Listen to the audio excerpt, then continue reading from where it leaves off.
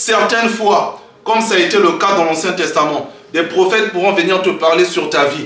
Comme c'était le cas dans le Nouveau Testament, on pourra te parler de ta vie. Mais certaines fois, il y aura des visions que tu auras, il y aura des songes que tu auras, que Dieu te donnera à toi seul et à personne d'autre. Et personne d'autre ne pourra te l'expliquer, personne d'autre ne pourra te le faire comprendre, personne d'autre ne pourra plutôt le comprendre.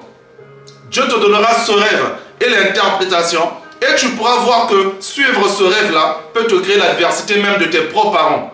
Suivre ce rêve-là peut te créer l'adversité même de tes amis, de tes proches. Pourtant, c'est là la voix de Dieu. Pourtant, c'est là la sagesse de Dieu, s'il faut emprunter le thème du dimanche dernier. Mes frères et sœurs, donc on voit très vite que Joseph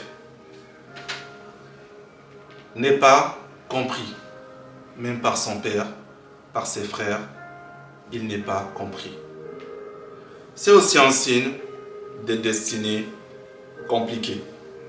En général, il y a des cas particuliers, mais en général, les gens qui réussissent, les gens qui vont loin, c'est souvent des gens qui rencontrent aussi dans leur vie beaucoup de tribulations, beaucoup de persécutions, beaucoup de combats. On le voit dans la Bible plusieurs fois. En général, les gens qui portent le message de Dieu, les gens qui veulent marcher selon les pas du Seigneur, ce sont des personnes qui vont finir en prison, comme Jérémie. Ce sont des personnes qu'on va lapider, comme Paul. Ce sont des personnes qui finissent même crucifiées, comme le Christ lui-même.